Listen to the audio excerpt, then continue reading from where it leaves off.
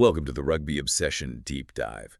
Today, we're really unpacking a fascinating set of sources centered on the South African Springboks. We're talking world-class rugby, some high-stakes analysis, and really the mindset, of a champion team driving for, well, perfection.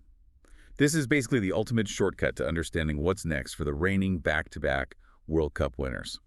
Before we dive into Rassie Erasmus' strategy, make sure you don't miss any of our insights. If you love rugby analysis, seriously, hit that subscribe button right now to Rugby Obsession. Yeah, definitely do that.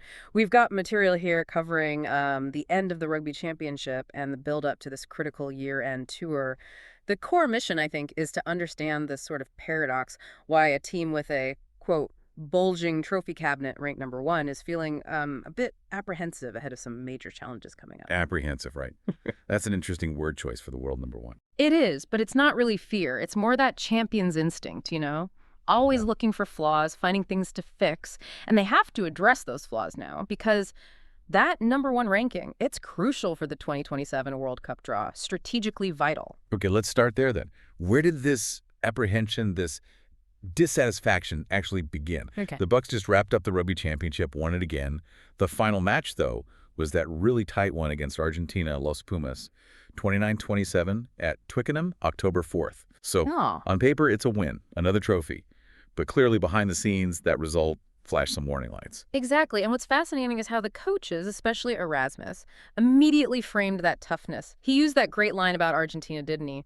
They take you to the gutters, and we had to swim the gutters with them. Yeah, I saw that. Intense imagery. Right. But he saw that grind, that physical battle as a almost necessary prep for what's coming next, that willingness to just fight it out. Even when it's ugly, that's pure Springboks. It really does speak volumes about their mentality. But okay, despite winning the game, winning the whole thing, Erasmus went straight on record saying he was not satisfied. I mean, it's pretty telling. A world champion coach, unhappy after winning silverware, he sees this as a positive. Oh, absolutely. It's the key to avoiding complacency, isn't it? He actually said, it is much nicer to learn while you are winning than when you are losing. Right. Makes sense. Because when you scrape a win, the relief wears off fast, and you can look hard at the mistakes without the emotional baggage of a loss. It allows for that ruthless self-critique, the kind that drives you towards tactical perfection. They basically earn the right to fix their problems while still holding the trophy. That mindset, yeah, that's probably why they stay at the top. They don't rest. They use success to fuel the next step. Yeah. So now they're heading off on this 5-match year-end tour. Their record this season is pretty good, right? 7 wins from 9 tests. Yeah, 7 from 9. The only losses were against the Wallabies and the All Blacks, so it's strong. But this tour isn't just about adding wins. It's about optimizing, sharpening the edges. The schedule is tough. They've got Japan, Italy, and Wales. Those are games where they need to execute, nail down the basics. But then there are 2 massive benchmarks. Okay, the first one is huge. November 8th, France. Les Bleus. At the Stade de France. Yeah. That's a replay of that World Cup quarterfinal from 2023. The one the Boks won by... Just 1 point. Just 1 point, Yeah. France will be absolutely fired up for that, wanting redemption in Paris. Massive game. And then 2 weeks later, Dublin against Ireland. And we remember Ireland actually beat them in the pool stage at the World Cup. Right. So these aren't just tough games, they're tests. They expose any weakness immediately. The coaches are saying, respect every opponent, but everyone knows the spotlight is on performing against France and Ireland. And this tour, it's not just about form right now, is it? There's this whole strategic layer underneath. Future positioning. You mentioned their #1 ranking. That's the key, right? Ahead of the World Cup draw for 2027, which is December 3rd. Wednesday, December 3rd. Yeah. Yeah. And we really need to stress why holding on to that #1 spot is just so important. Explain that a bit more. Why is that draw seeding so critical? Well, look, when they draw the World Cup pools, the teams are seeded based on the world rankings at that specific moment. If you're ranked #1 or #2, you're guaranteed top seed status in your pool. You avoid the other top contender. You avoid that dreaded pool of death. Right. So if you slip down... If you slip to 3 or 4, you could easily end up in the same pool as, say, France or New Zealand or Ireland. It makes your path just to get out of the pool stage significantly harder. History shows that. Okay, so this whole tour is basically about defending that top seed, protecting their path for 2027, avoiding extra pressure 3 years down the line. Precisely. That ranking is a massive strategic chip, But, interestingly, Erasmus is keeping the focus very immediate. He's been clear. Stay in the present. Don't look past these next 5 games. But while doing that, they're also chasing this incredibly ambitious goal, searching for the perfect game. That drive is relentless, even when you're already number 1. It's fascinating stuff. If you're enjoying this deep dive into how rugby champions operate, the strategy, the mindset, and you want more analysis like this, please hit subscribe to Rugby Obsession right now. Don't miss out. Okay, so let's shift from the philosophy, the mindset, to the cold, hard data. The numbers that must have jumped out at Erasmus when he reviewed those Rugby Championship tapes. He said their character was okay, the swimming in gutters bit, but tactically there are a lot of things to fix. What does fixing actually look like for the world's best? What specific quantifiable flaws did the stats show? Right, this is where it gets really interesting, because you see the cracks, the tactical erosion, even in a winning team. The stats from the Rugby Championship showed 3 pretty clear, quantifiable areas needing work. And frankly, they're surprising for a number 1 ranked side. These aren't tiny tweaks, they're quite fundamental. Okay, lay them out for us. What was the first big one? Defense-related. Number 1, tackle completion. It came in at just 80%. 80%. 80, wow. Yeah.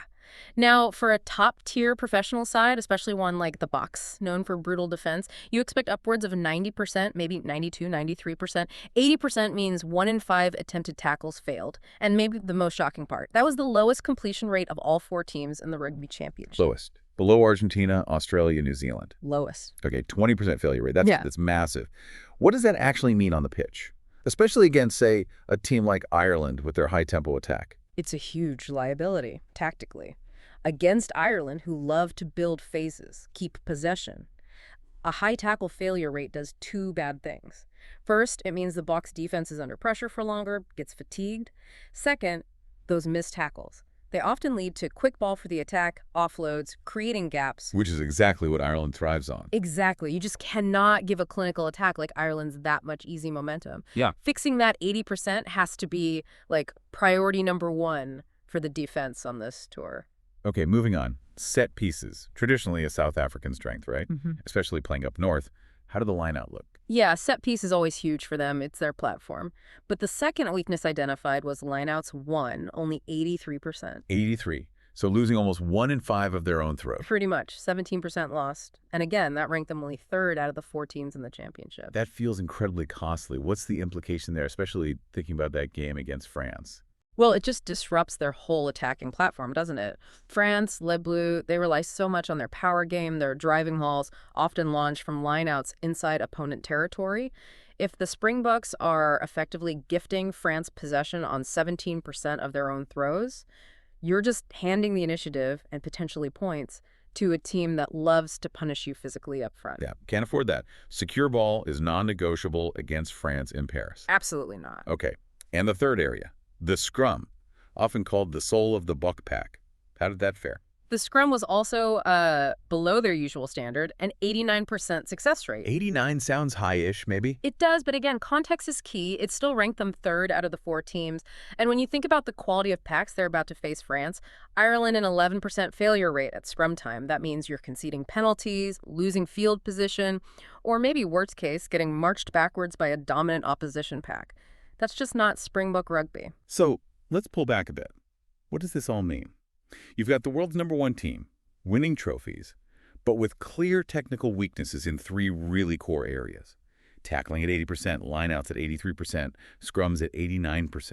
It really highlights their incredible fighting spirit, doesn't it? That ability to win ugly, to swim in the gutters, it's clearly immense. It's unparalleled. Their character, their resilience is off the charts. But character alone probably won't be enough to guarantee wins against a peak France or Ireland, and it won't guarantee holding that number 1 spot for the RWC draw. The genius here, I think, is that Erasmus and his team have pinpointed these exact measurable issues. So this year-end tour, it's not just 5 random tests. It's 5 incredibly focused, high-pressure sessions designed to push those specific numbers, tackles, lineouts, scrums back up over 90%. They know exactly what good looks like, and they know what needs fixing to find that perfect game. Right.